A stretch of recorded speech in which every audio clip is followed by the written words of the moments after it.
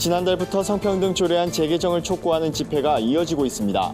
그러나 경기도의회는 묵묵부답으로 일관하고 있습니다. 대한예수교장로회 고신총회가 한 주 앞으로 다가왔습니다. 목회자 생계대책 마련 등 주요 안건을 짚어봤습니다. 찬양을 통한 문화예술 선교에 앞장서고 있는 구티비 여성합창단이 오는 9월 30일 인도네시아 자카르타에서 특별한 공연을 펼칩니다. 막바지 연습이 한창인 현장을 취재했습니다.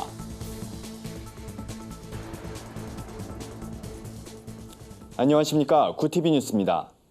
건강한 경기도 만들기 도민연합이 성평등 조례 반대와 재개정을 촉구하는 경기도의회 2차 규탄대회를 열었습니다. 지난달부터 도민대회와 규탄대회 등 성평등 조례에 대한 도민들의 반대 목소리가 커지고 있지만 경기도의회는 어떠한 답변도 내놓고 있지 않습니다. 궂은 날씨에도 31개 시군에서 모인 시민교계 단체와 도민들은 경기도를 병들게 하는 나쁜 성평등 조례 재개정을 외치며 성명을 발표했습니다. 성명서에는 조례명 포함 성평등을 양성평등으로 재개정, 성평등위원회 설치 대상에서 사용자 용어 삭제, 성평등위원회 설치 운영 비용 도지사 지원 조항 삭제를 요구했습니다. 경기도 북부 기독교총연합회 권혁주 부총회장은 경기도를 소돔과 고모라로 만드는 악한 법은 하나님께서 무너뜨리실 것이라며 하나님께서 역사하시는 그날까지 낙심하지 말고 인내심을 가져야 한다고 말했습니다. 도민연합은 도의회의 무대응에도 불구하고 조례가 재개정될 때까지 집회를 이어갈 예정입니다. 성평등 조례 반대 청원을 준비 중이고 내달 20일에는 10만 명 규모의 도민대회를 계획하고 있습니다. 대한예수교장로회 고신총회가 오는 17일부터 나흘간 충남 천안 고려신학대학원에서 개최됩니다. 이번 총회에서는 생계가 어려운 목회자의 이중직을 허용할 것인지에 대한 안건이 어떻게 다뤄질지 관심을 모읍니다. 고신 측에 따르면 교인의 감소로 최저 생계비에도 미치지 못하는 사례비를 받는 목회자가 상당수인 것으로 알려지면서 목회자 생계 대책에 대한 논의가 이루어질 것으로 보입니다. 또 한국기독교총연합회와 대표회장 전광훈 목사를 이단 옹호 단체 및 이단 옹호자로 규정하자는 안건도 올라와 결과가 주목됩니다. 경기 북부노회 등은 한기총이 주요 교단에서 이단 및 참여 금지를 결의한 세력을 회원으로 받아들이고 이단이 아니라고 옹호하고 있다며 한국교회를 혼란에 빠뜨리는 한기총의 이단 옹호 행각을 밝혀줄 것을 요청했습니다. 임원 선거에선 현 부총회장 신수인 목사가 총회장으로 추대될 전망이며 목사 부총회장엔 박영호 목사가 단독 입후보했습니다. 장로 부총회장은 윤진보 장로와 우신권 장로가 경선을 치를 예정입니다. 문화예술 선교를 통해 복음 전파에 힘쓰고 있는 구티비 여성합창단이 인도네시아 자카르타에서 특별한 공연을 펼칩니다. 이번 공연은 현지에서 사역을 감당하고 있는 한인 선교사의 요청으로 합창단 단독으로 펼쳐질 예정인데요. 공연을 앞두고 맹연습 중이라고 합니다. 박재현 기자가 취재했습니다. 구티비 여성합창단이 9월 30일부터 10월 4일까지 인도네시아 자카르타를 방문해 현지 복음화를 위한 뜻깊은 선교 사역을 펼칩니다. 특히 이번 사역에선 꿈나무 학교와 웨슬리 국립신학교를 방문해 다음 세대와 예비 목회자들에게 음악 노하우를 전수할 예정입니다.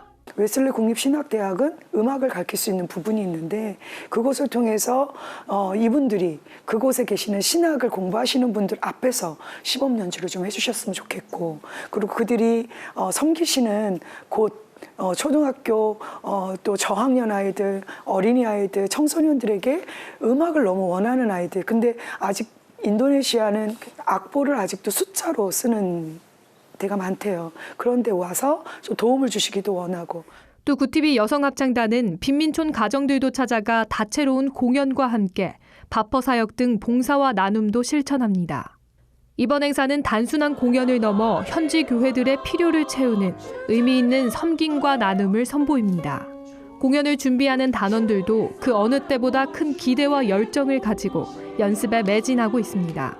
2019년도에 하반기에 자카르타를 또 하나님이 인도하시고 열어주셔서 감사하고, 그곳에서 만날 영혼들, 또 꿈꾸는 자들에게 또 희망과 또 예수의 사랑과 또 하나님 일하시는 것들을 우리가 찬양을 통해서 같이 경험하고 오고 싶습니다. 구티비 여성합창단은 지난 2016년 창단해 찬양과 음악으로 선교 활동을 펼치고 있습니다. 현재 60여 명의 단원들이 정기 음악회와 위문 공연, 교회 초청 공연 등 다양한 사역을 펼치고 있습니다. 오는 11월에는 서울 강남 광림아트센터에서 구티비 클래식 콘서트도 열릴 예정입니다. 구티비 뉴스 박재현입니다.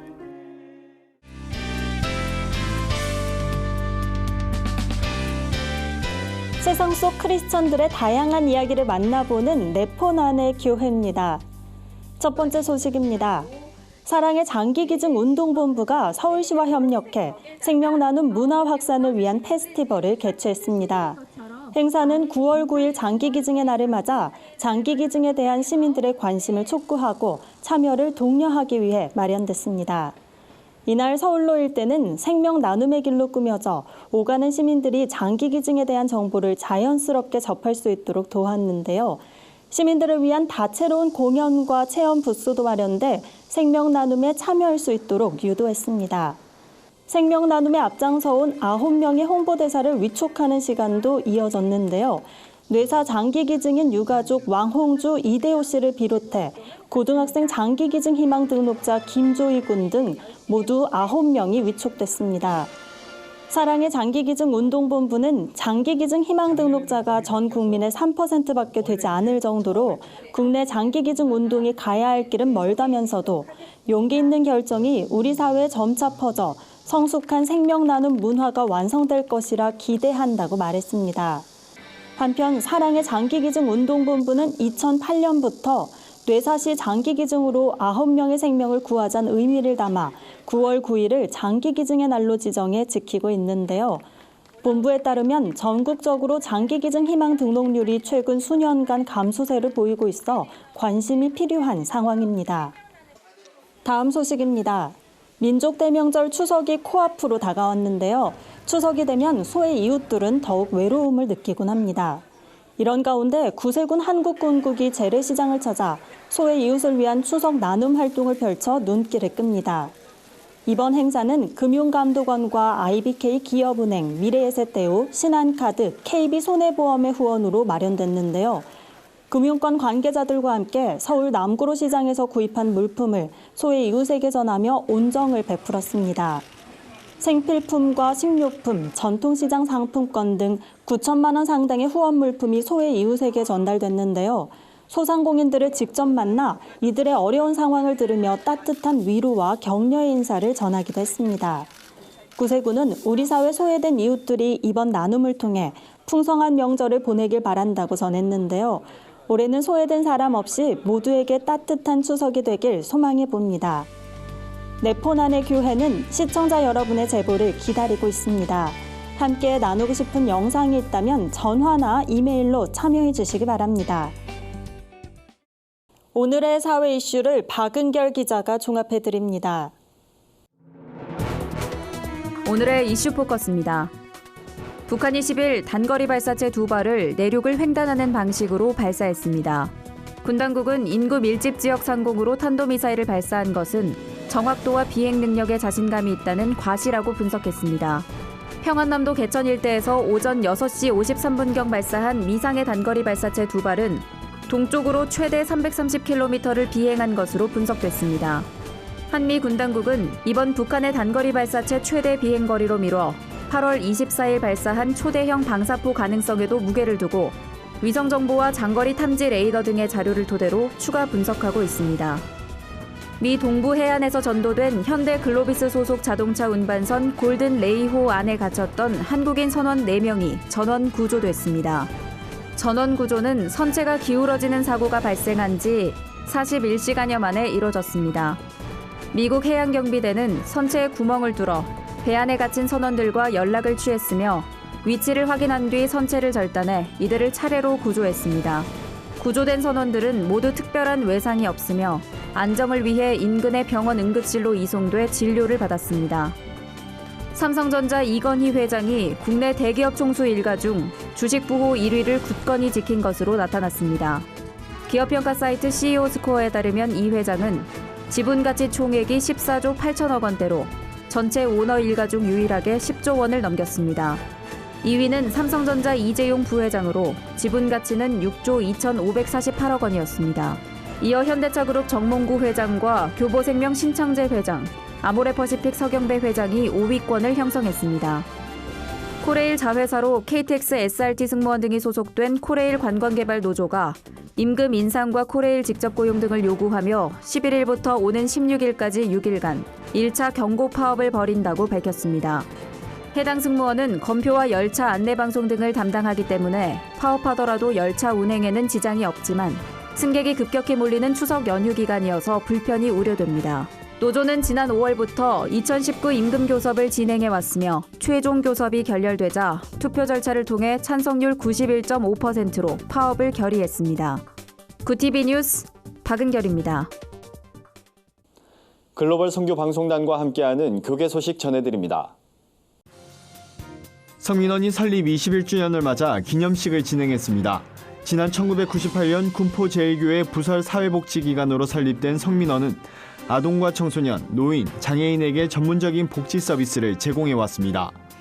이사장 권태진 목사는 성민원 설립 21주년을 20+1로 쓴 것은 지난 20년의 성과와 자랑은 묻어두고 이제 1년으로 새롭게 시작한다는 의미라며 그동안 믿음을 가지고 헌신한 성도들과 자원봉사자들에게 고마움을 전한다고 밝혔습니다.